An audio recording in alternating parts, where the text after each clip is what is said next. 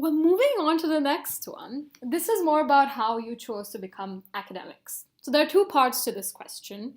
We can start with Ruth this time around. So how did you choose to become an academic? And why did you choose to become an academic? How is a bit more straightforward for me. Quite a few of my family members are academics. Mm-hmm. Wow. I am learning stuff. See, this is just a perfect way to get to know stuff. And we're friends. I mean, this is interesting. Not necessarily in law. So my aunt was a professor of English literature at the University of Newcastle. Wow. And what was her name? Claire Lamont. Sir Walter Scott and Jane Austen were her specialisms. So it's not an uncommon path in my family. So my uncle has a PhD. My parents were both in teaching and higher education. So it was kind of normalised from that perspective. But I didn't really go in with the idea into the law degree with the idea that I was going to be a lawyer. And I'd sort of thought in my second year, I'll do a PhD, didn't know what topic, and then my second year performance wasn't what I expected. So did a summer placement with one of the very big firms, which I will remain nameless. And there's a reason why. After a week I had a migraine because of the atmosphere. It was a very strange working environment to me. And they took us out to lunch. And I was not very well at the lunch. And after that, I was like, no, I'm never going to be a solicitor.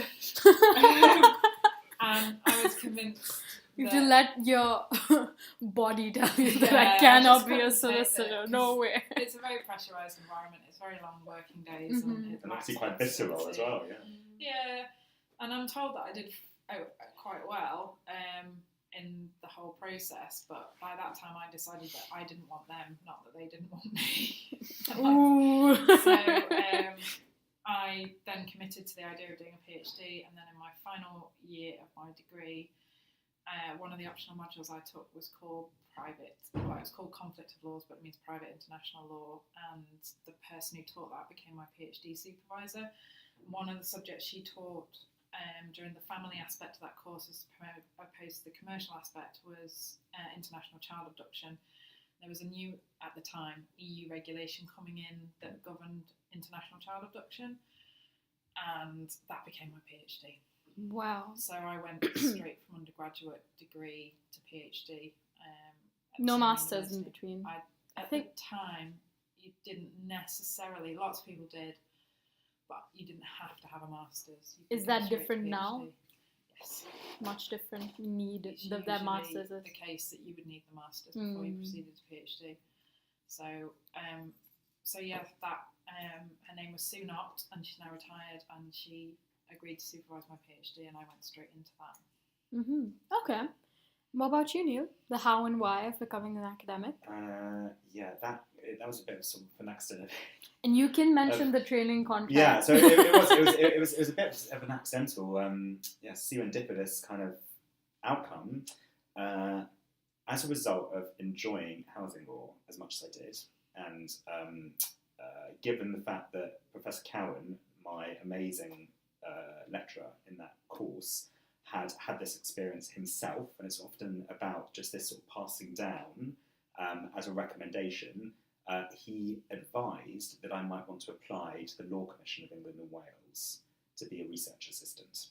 I did that as well. Did you? I did. Did you do it? Did you actually? No, I didn't get through. Oh, okay. Yeah. Well, I got it. Oh, and so I was a research assistant for a year in London. So I went back home, which is great. So I worked on housing law reform, so the Renting Homes Project, which was reforming housing law as it relates to landlord-tenant. Mm-hmm. And I worked under some amazing lawyers and some great commissioners. Justice Toulson, who has now died, I think, sadly, but he was the chair at that time. And I did that for a year, and I was still just in a bit of a fog about what I wanted to do. I really just didn't know. And at the end of that year, I thought, oh God, and maybe it was sort of my Indian mother kind of thing coming back to haunt me. I thought, well, in the absence of any better ideas, I really enjoyed all the sort of academic work at the Commission. I applied to Trowers and Hamlins, which is a really major property and housing law, mostly social landlord advice. And I applied to them. I remember sitting in a room doing an essay. I don't know if people do this in training contracts anymore. It's more like your people skills. But what Trowers and Hamlins got me to do was to write an essay about fixtures and fittings. Wow. That's what I did. On my hobby. Oh, yeah. Anyway, so thank God the property really helped out, because I'd really been so deeply involved. Submerged in property for so long, and housing principles and everything else. So actually that was quite a good route. So I'm glad I chose Trowers and Hamlins, but they offered me a training contract, and in the end, they never replied when I turned it down. I think they were really happy about that. But I turned it down on the basis that I suddenly just had a crazy thought that I might want to do further academic work. And so I ended up getting AHRC funding for a 1+3 for the first bit, but not for the full PhD, just for the first year masters. And then you did the masters as prep for your PhD submission. And I, for whatever reason, decided I wanted to get as far away from London as possible at that point, and went to Durham. And so I did my masters, and I did it on antisocial behaviour and housing law, and the extent to which you can boot out a social tenant for antisocial behaviour, which was part of the work that was being done at the Law Commission. And that was under a criminal lawyer called Bob Sullivan. You may know from Simon Sullivan. Yes. So Bob Sullivan was at Durham, and he was my supervisor. Unfortunately, I didn't really enjoy the academic stuff, because Bob was great, but it wasn't his area of expertise, because he was a criminal lawyer. So I don't know why I ended up with this supervisory arrangement. It was a bit weird. But I just carried on, did it, got my masters. But at the end of the process, he'd wrote me in to criminal law teaching. I'd never had a particular interest in criminal law, and it certainly wasn't what I've been doing for the last few years. Started doing it, and then he announced at the end of my year, and sometimes these are just accidents, and you're a hostage to fortune. He was going to leave the school, and he said, "Why don't you just apply for my job?" So Whoa. Bob went can we and then I became a lecturer. Can we emphasize on the fact that this is Bob Sullivan from the book? Yes. Simon Sullivan. Are you Which is kidding? why, as students are now realising, because I told of you, I always use Simon Sullivan, because it was on I don't use it as our cortex because it's very difficult. But my examples are always from Simon Sullivan, because I know the book back to front, because it was learning from someone who's written the book. Wow. You get and he offered you his job. We didn't offer it, because you can't do that. So the point is, he said, "Why don't you apply for it?" So he wrote a reference for it, which I suppose goes a long way. That would help. It was very kind of him. I'm sure it was it very, very does.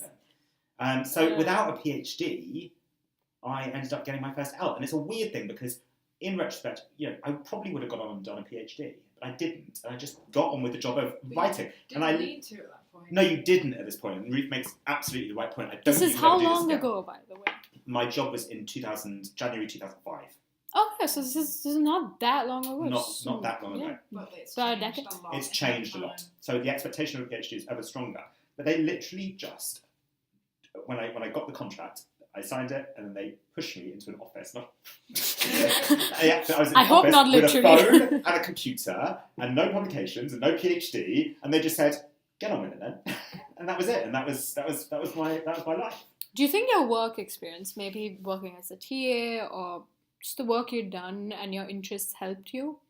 Yes, I think the whole pattern was one that I think, in retrospect, really worked in my favour. Mm-hmm. I think ultimately the Law Commission post was hugely significant. And I think I underestimated it, and I still count my blessings that it was recommended to me. I will recommend it to any excellent student, because I think it makes you a cut above on paper. I'm not saying it necessarily adds value, but it's one of those things that is symbolically very valuable. The research assistant role is very, very competitive, and it's very, very, very able people doing some really kind of high-profile work for the Commission, and you're working under really great lawyers. So that, I think, was a turning point for me. Whether I'd actually decided that I wanted to be an academic at that stage, well, I really didn't that I don't think I had. You just went with the flow. But I think I was just very lucky that was the Why path did I you took. start teaching then? Crime? Crime. I was module convener for the criminal law course. Which, and that's what I've ended up doing, because I convene now, but I do all the property and housing. That's from that era. Do you see what I mean? So as a postgraduate, I taught property. Okay.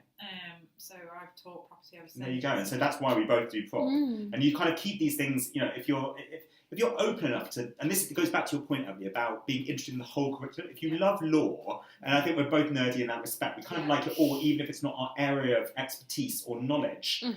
It becomes easier to just keep property going, because actually you kind of just buy into it, something which is quite nice to just catch up on when you have to do some teaching, rather than fearing it and wanting to silo yourself. And I think you're very similar to me in that respect. Yeah, I mean, it causes me problems because I end up with a profile that's, covers a massive range of things, but I found that more interesting than just being massively focused on one particular thing. It's all the same. Yeah. It's so interesting, because actually my next question was, it was about what we're talking about, actually, because Ruth, you did your PhD in EU law in the context of international child abduction.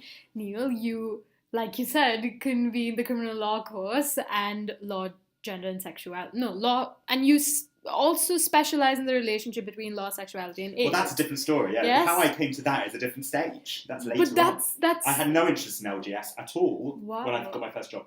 Well, I'd never studied it, had no particular interest except for the personal. Yeah. See, my PhD had a gender focus. So one of the statistical things about international child abduction is the vast majority of... So parental child abduction is where one parent takes the child to another country, another legal jurisdiction, without the permission of the other parent. Okay. Now, statistically, most of those abductions are carried out by primary care and mothers. And the legal remedy in that situation is to return the child, but not necessarily the abducting parent, to the country they were taken from. But there were big arguments around whether these women were trying to escape abusive relationships or whether they were going home, so back to their domestic jurisdiction after a relationship had broken down. So the point of my PhD was to look at whether the European Union, given that it's got gender equality guarantees embodied in its constitutional architecture, had taken into account those gender dynamics when they regulated that area of law. So I had that kind of law, gender and sexuality focus at that stage, but I've kind of moved more towards the family and child. But you did the law and the sexes stuff at the university as well, so that makes a difference. Yeah. That's why I do LGS, it's really because it's one of those things that I didn't have myself, and I think it would have transformed my perspective on law and the world if I'd had that opportunity, which is why I see it as a deeply political thing to continue to run this module. It isn't just because of my academic interests. It's so foundational to that kind of wherewithal about gender politics and social development development and social justice issues. Yeah. But mine was very late in the day, and I put it down to an individual. It was at Durham. I was under the supervision of Bob, but my fascination with gender issues and sexuality issues, and the fact that you could look at these issues through a sort of theoretical legal lens, came from Professor Claire McGlynn, who is still a prof at Durham, and she took me under her wing very early on in my career when I first got my job. She brought me into gender and law at Durham, which is still an amazing research cluster based at Durham and really well regarded, but she just sort of got me involved because she saw that I was kind of on my own because Bob had gone. And I was sort of there, just at the very beginning of my career, without really much direction because I hadn't done a PhD or anything. It was, and she sort of just said, why not just, think about it, think about these issues. And from that, everything else followed. So that is now my primary research area.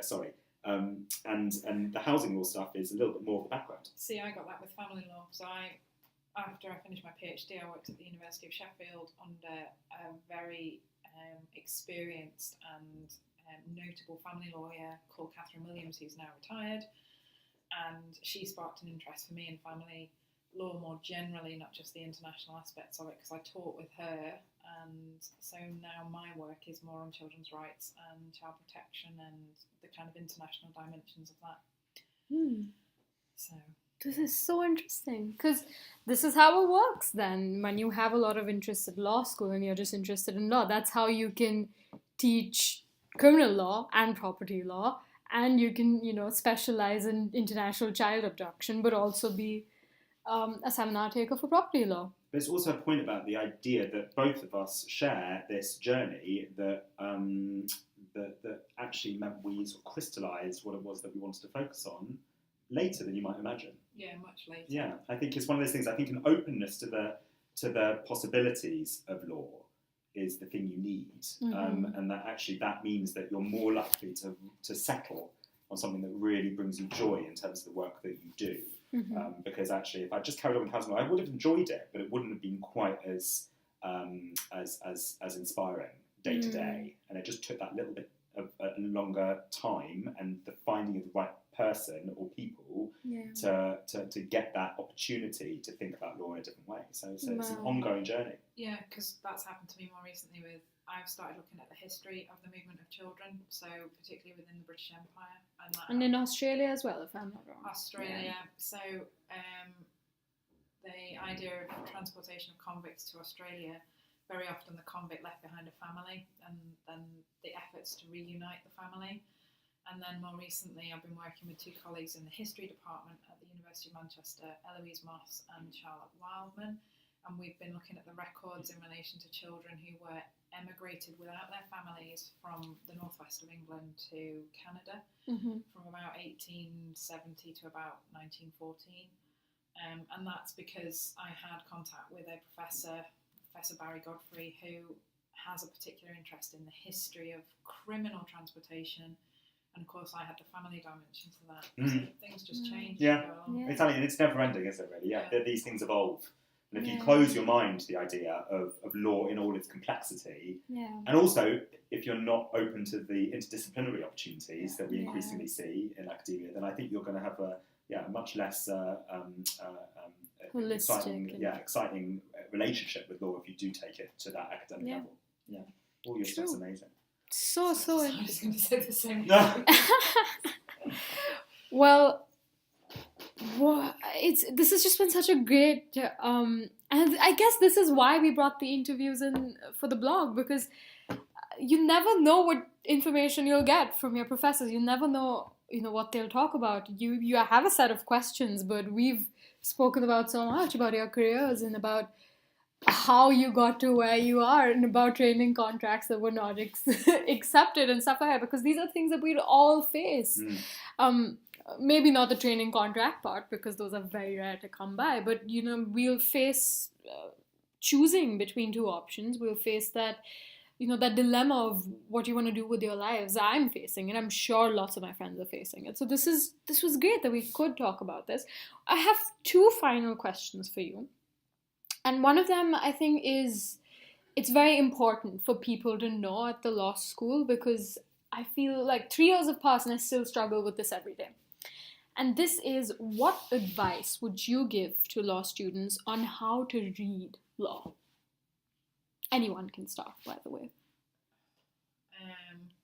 Do you mean in the sense of when you're approaching reading about a particular subject? Yes, not from an exam point of view, just in general. How do you read law, immerse yourself in it, and love it? It helps because I don't have to read anything I'm not interested in. And that's a really practical problem. But the biggest challenge that students face is that they get an awful lot of text on the page, and it took me a long time to work this out. But it's reading the text on the page and being able to pull out the key points from the paragraph. Process it. Yeah, so I note take, and I still do it, and I used to note take basically the entire page, and it's practicing and going back and reading it and going, well, what was the actual point of that section? And you should be able to render a What are you taking away from it? Is it all of the text that's on that particular page, or is it the point that they're trying to make? Yeah, or with an academic article, like I can now pretty much read an academic article and boil it down to usually 1 point.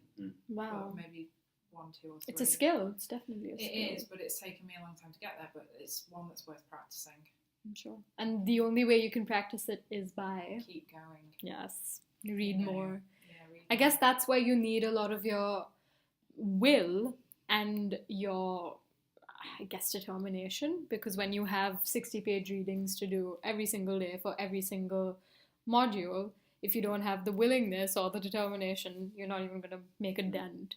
Yeah, just try though, because I remember reading an article by Celia Wells on rape for first year undergraduate criminal law, and just being like, what is this? What is this? I don't understand this. But I'd read it, and I tried in the seminar, and the tutor explained it, and I actually had the opportunity to go back and read it in a different context now, and of course it's much more straightforward, and it's just the fact that you learn and you grow. Mm-hmm. I definitely agree. I think there's a lot of stamina involved. I think if you shy away, if you take the path of least resistance, which is sort of, skim it. Just sort of, read the textbook once, hope for the best. Then you probably won't perform very well, but I don't think you'll ever get to the bottom of what you need to do, I think, to really understand law. I would completely support everything that Ruth has said. I think it's that idea of really, it's a comprehension exercise always, and constantly just putting the energy, the stamina needed into that process of reading is important, but it does get easier. I think one way that I found slightly differently, and it says a lot about our generational difference from students today, one thing that I found actually just got me into the zone of the volume of material and the complexity of what I was reading, was to always read my cases and read more cases than I was even advised to read, and to take the book from the library shelf and read it in hard copy. And there was something so satisfying about reading a case in its bound copy. So much more so than when I read on Westlaw or Lexis. And actually, I did that, and it was now I'm sounding really nerdy. When was the last time you did it, though? Ages ago. But I think I'd got the skill set by that stage. So in a way, I'd got the enthusiasm for the material, because there's something just the smell of a casebook is something else. I mean, and just going through these pages that law students. It's a sensory experience. Oh, it's a sensory experience. It's so exciting. It's so exciting. But I just don't do that now. But I think then I felt more able to read in a persistent way. And reading old cases, which weren't the most easy to work through, just got your mind thinking in the way that it needed to be able to pick out points when a lot was pitched against you because it was quite complex language. So I think that, to cases, doing it in real time in hard copy, I think made a real difference. Or maybe in today's, if students don't want to pick up books as such, they could print them out. Because I've read this, I've done a lot of research on, efficient ways to study and the best ways to study, and so many times I'm told that printing material helps so much. Making notes which are handwritten helps a lot, because there's also a lot of studies that show that if you revise from handwritten notes, it helps you retain information better than reading from printed notes. I think the jury is out about how much students are benefiting from the move to e-learning. I think in a way, the advice is just to use e-learning for the benefits it gives you, but maybe give yourself the benefit of actually testing how you might fare reading things hard copy. And on that point, I think you can still do it, because on Westlaw at least, you can press the PDF button, which creates something that is very, very much the proof of the old school with formatting. the old font. And actually, it sounds very, very simple, but having a half line actually makes it easier to read, because you can read quicker if you're not going from left to right. So actually, the half line proofing actually is a really good way to read cases. The way you have it on a Kindle or stuff. Okay, yeah, there you go. So I think maybe just giving it a go is a way to just think, well, actually, is this a different experience? Try it. Yeah. You the only way you get better at it is if you practice, right? And now this is the final question. And it's going to be a short one. And I feel like the answer to this will be short as well. It's, what's the one thing that you recommend, that you would like to recommend all freshers to try at law school? Something you remember from your time, which has really made an impact. Are you going to recommend Pantos? No, it's that. I was weighing that up to read a case in original form or write a panto. Yeah, that's exactly what I said, yes. Write a panto. Yeah. It's great. But mooting maybe, or reading a case in its original form, that's something you recommend? Things that I really love doing at law school. Have a go at mooting. Yeah. Because I did it once. I had a terrible leader and I persistently tried to correct his legal mistakes, Mm-hmm. which was very embarrassing as a junior. But it's an interesting test of skill, but it also means that you get to know not just other students, but you get to know staff as well. Social activity. It's a social activity, but it really is an interesting test of can you actually use the knowledge that you've got. Yeah. I actually I've had a thought, but it sounds very it sounds like a strategic manoeuvre. But my recommendation is definitely to go to office hours and talk to staff in an informal way. I think actually doing that, and I did, allowed you to build confidence that they were just like you, and allow them to impart stuff that you just wouldn't be able to get like in a lecture theatre. Yeah. When you're working one-on-one with someone, you build a rapport very, very quickly, and it's also a great way to dispense legal information. So, for example, all my inspiration, I think, from housing law with Professor Cowan came from just hanging out with him sometimes. Yeah. And actually, it was just such a nice way to build a relationship with an academic who wrote my references, recommended things to me. Just building that relationship up is all part of what you'll need to do in the professional world as well. And just starting at university and doing that, I think, is something which can really just reap dividends. Just pop in for a cuppa. So I don't have any tea facilities, so maybe bring me a coffee. Well, that's knock on people's doors. Yeah. It may feel intimidating. Exactly. And I think that's good advice for freshers as well, because that's the best way to get to know staff. Office hours aren't just for the doubts that you have.